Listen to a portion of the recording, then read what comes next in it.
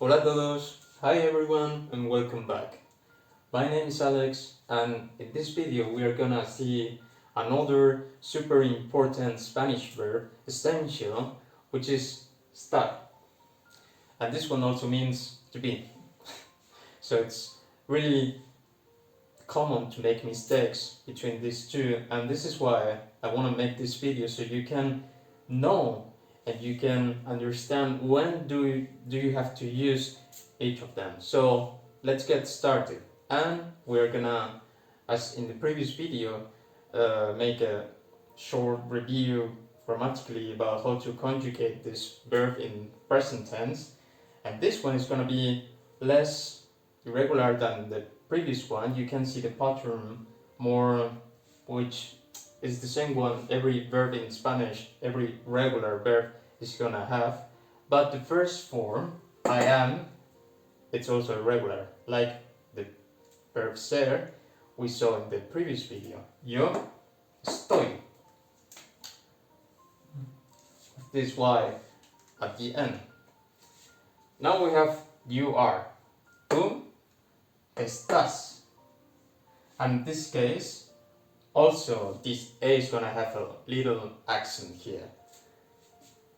He, she, it, is. Él, ella, or if you are speaking formal or depending on which region of South America you're in, you're gonna use usted. But this is mostly formal used in Spanish from Spain. So, él, ella, está. Also, with this accent in A. We are. Nosotros, or maybe nosotras, depending on who is talking. Estamos. You are, but plural form.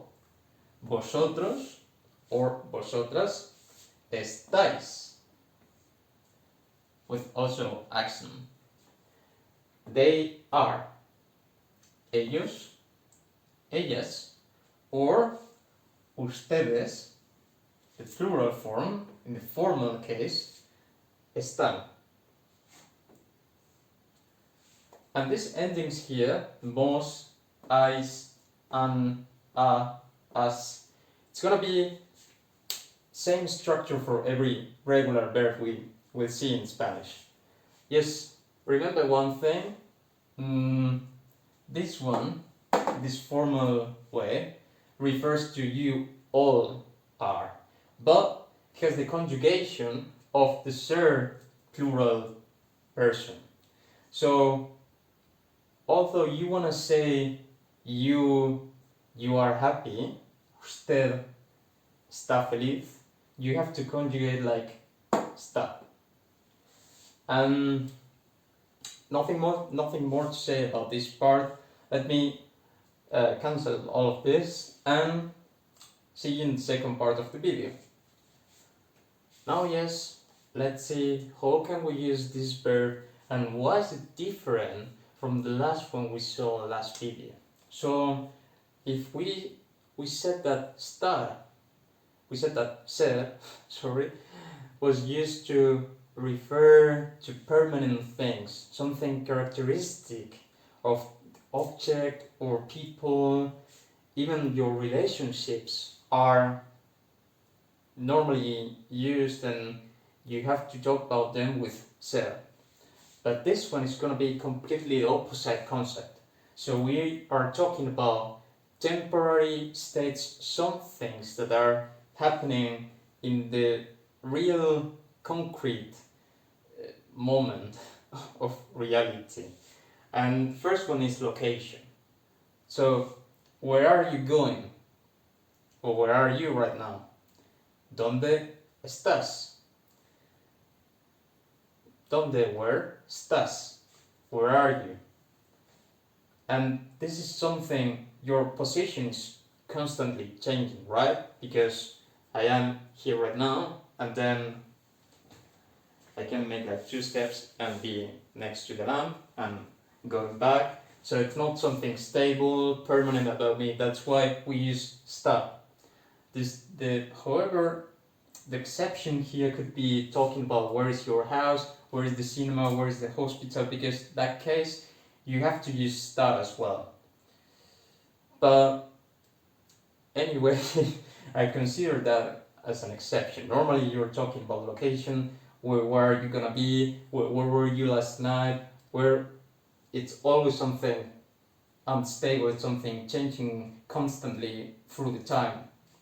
The next one is temporary states or emotions. Happy, sad, angry, nervous, anything you can think of, it's a temporary state, because probably, as I said last video, you're not gonna be sad, I hope, all your life. So it's talking about emotions. How do we feel today? How do I feel in this right moment, right now, in the present? That's gonna be estar as well. I am happy. Yo estoy feliz, happy. My friend is angry. Mi amigo está enfadado. I'm scared. Estoy asustado. It's everything, something you're not gonna be forever, I hope. And temporary conditions as well. And what does it mean, temporary conditions? For example, my coffee is cold.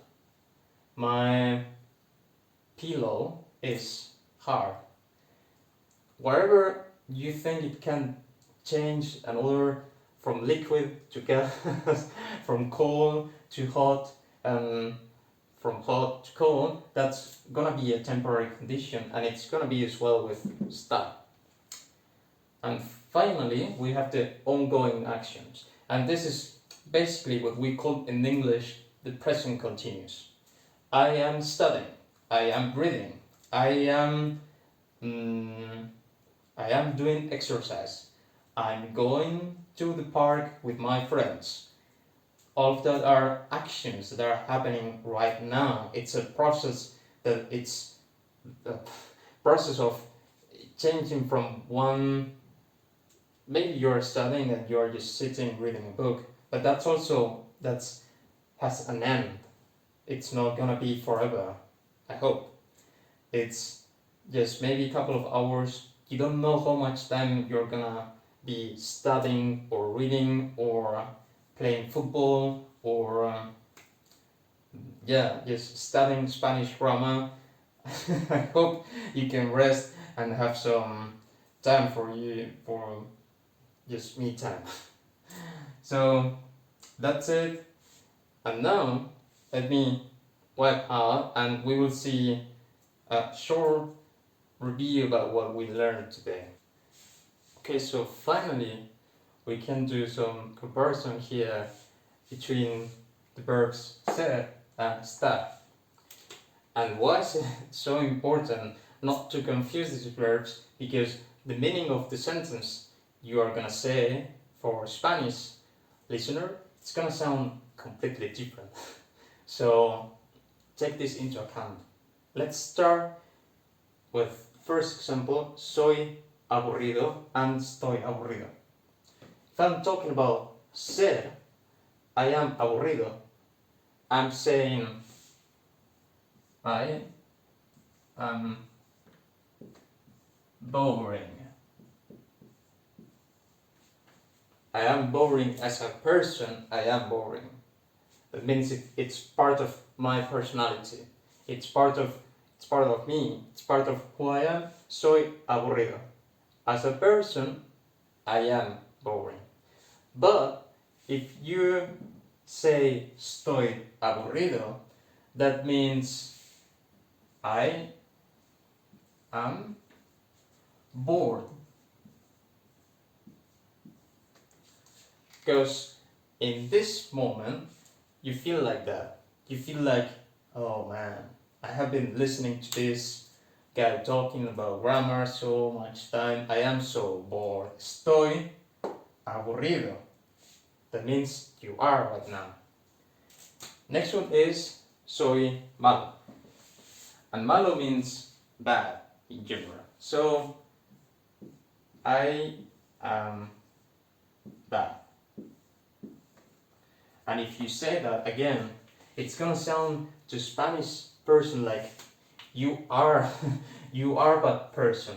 You as a human being you are bad. Soy malo. I did this because I am bad. Because I wanna see you suffering, or because I wanna revenge.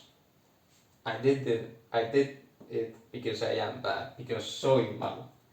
But if you say estoy malo, it's right now I don't feel good. And the meaning changes completely to say I am sick.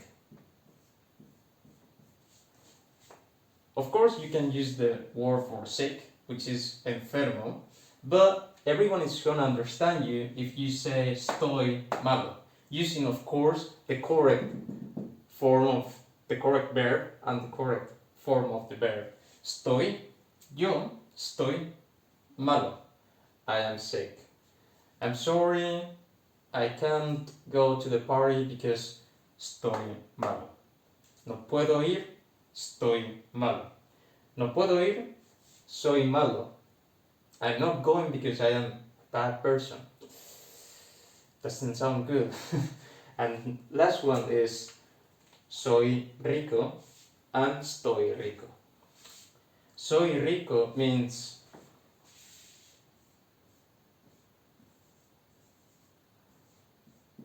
I'm rich. But because this adjective here, rico, means rich, only when you use it with verb ser. But if you talk about food, or if you talk about, even people, sometimes, if you're using slang, you're gonna use estoy, estar rico, and this phrase here is gonna mean, it's gonna have another meaning.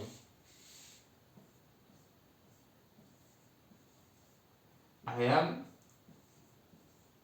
tasty. That's what you're saying. I am tasty. If you talk about food, food is tasty. La comida, the food, está, the third person singular, está bueno. Está rica. Estoy rico. I am tasty. That doesn't sound really good. Probably people are gonna look at you like, what are you? Please, can you repeat that? Say that again. If you wanna say you have a lot of money and you are rich as a person, then you have to use ser. Soy rico. And that's everything for today. I hope you liked it so far. Please like and subscribe, and if you have any doubts, any comments, you can write anything below. I will try to answer everything as soon as possible, and see you next time. Adios.